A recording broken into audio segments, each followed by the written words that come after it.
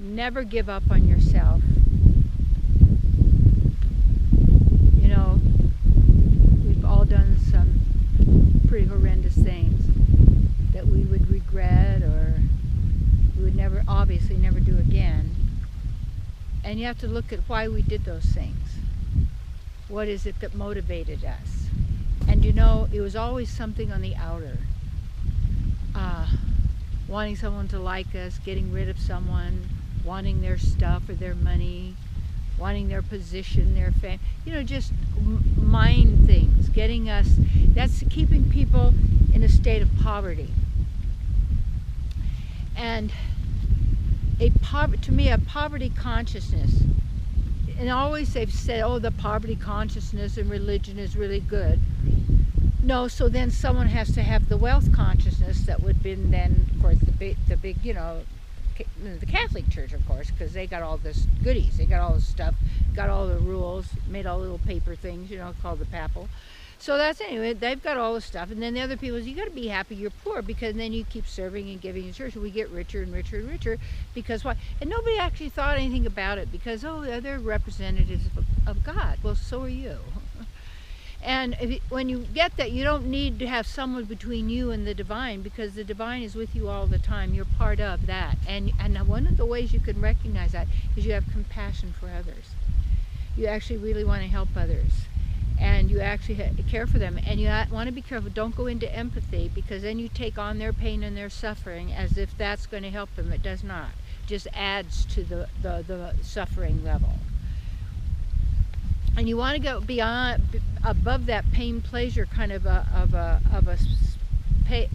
place where you are the witness, and you can observe, first of all, how your mind operates, and watch it and just notice, then you'll know.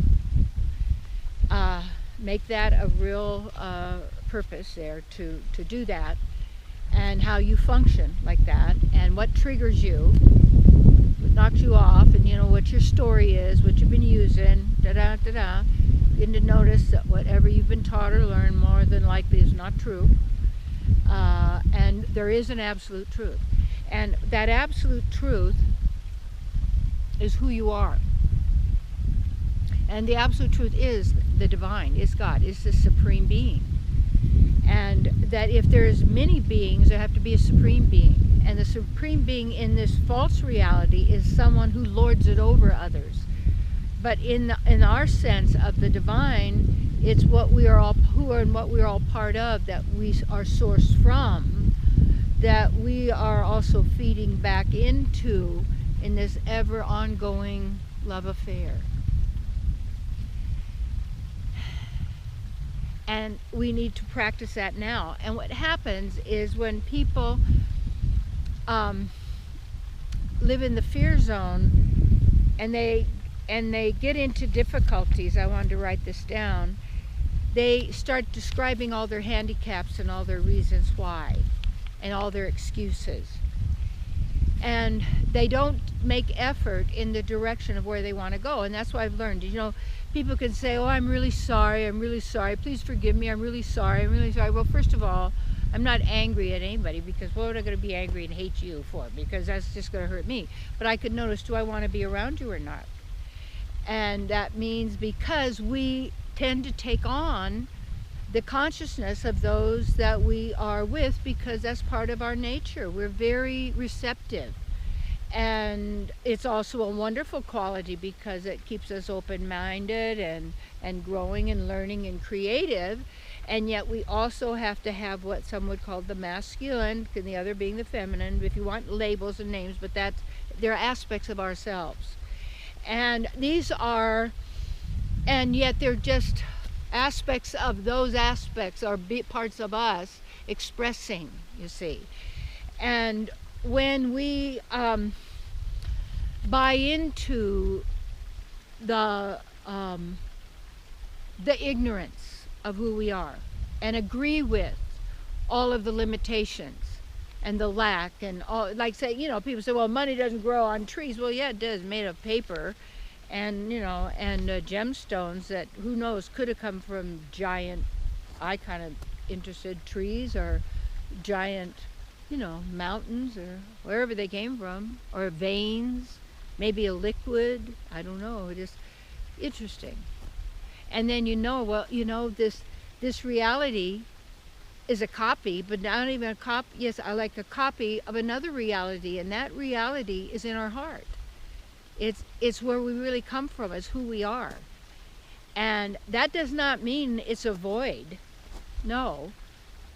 It might appear as a void in this reality, but this is in this dimension, or however that is, can be measured. You can't be measured.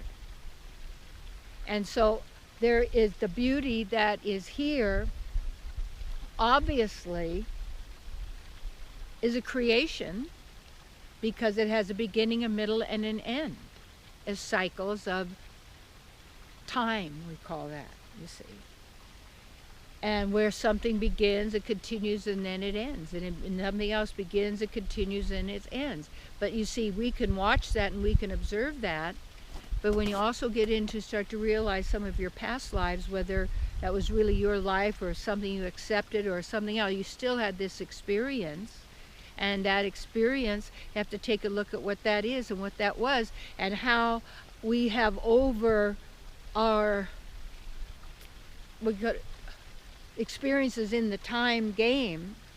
We have all that in the so-called memory, which some say is wiped, but there's yet that deeper, that memory that is always there.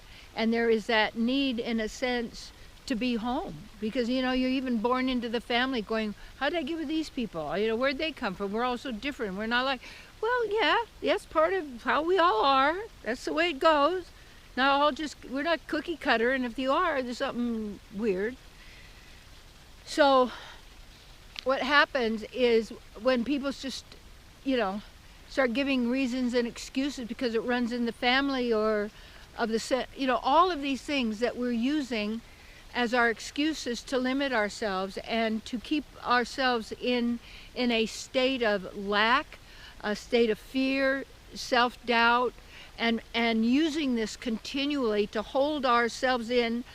And people say, well, they're afraid of our power. We're afraid of our power. No, we're actually afraid of the power of someone or something else, believing ourselves to be powerless, and giving others that state of being powerful and more powerful.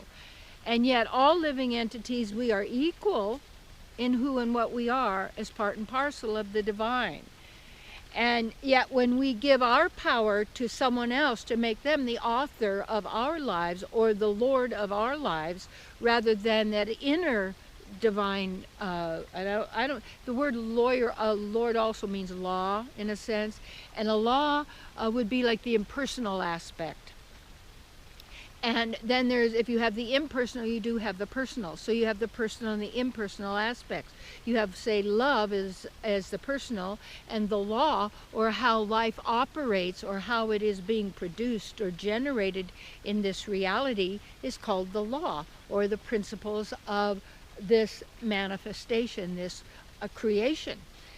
So when we get to the point to realize we're part of the Creator, so therefore we're many creators and we're doing this automatically, we don't need to give up. And what happens with people in a weakened state, they give up because they're always thinking about what'll happen if I fail. What'll happen if I fail? What'll happen if I fail? Well, you already have now, buddy. That's nothing you contemplate. There is no success or failure. It's just put on you to weaken you from anybody else. You've got to be a success. Don't want to be a failure. You want everybody to like you. Don't want everybody to hate you. On and on.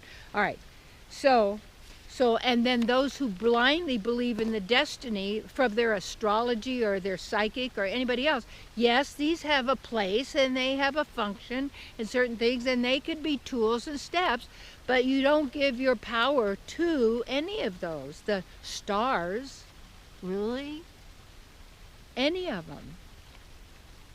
And when you keep your power, it doesn't mean you're depowering others, because they remain as they truly are, authentically, just as you will. So when things get difficult, don't just give up. Don't just agree and say, oh, I guess it's not possible and I can't do that. No. If that's as strong in your heart and who you are, you've got to be strong in yourself. And that comes from using this time game to study, to learn, to be, knowledge and to apply it and to then manifest even in this reality that which you need. It will come by grace for how you can best bring forth your spiritual, divine, eternal nature in the now. Not waiting till you die and then you get rewarded in heaven, or you're going to be bad, you're going to go to hell. It's happening now. And it's a mind, that's the mind. And you can go to these mind realms, they're all over the place. In fact, it was kind of ancient, some of the ancient mystics, they could create these entire cities that people would live in and believe they were in, but out of their mystic powers and abilities. And so, but when people aren't tuned into the mystic, they must do this by science and force and fear and scarcity. You see? Now, how do you transcend that? Whew. Remember the Unsinkable Molly Brown? I tell you, when I was really down, a long time ago, in my mind, and then in my emotions and all that, I watched the Unsinkable Molly Brown probably 35, maybe 40 times. Brought me back. Good old Debbie Reynolds. But I'll tell you, you do what it takes, you see, to bring you to and keep you in that state of continual knowingness and beingness of who you are. You can witness, but you stay in the divine. And you are in pleasure in every moment of now, and witness the miracles. Accept your good deeply.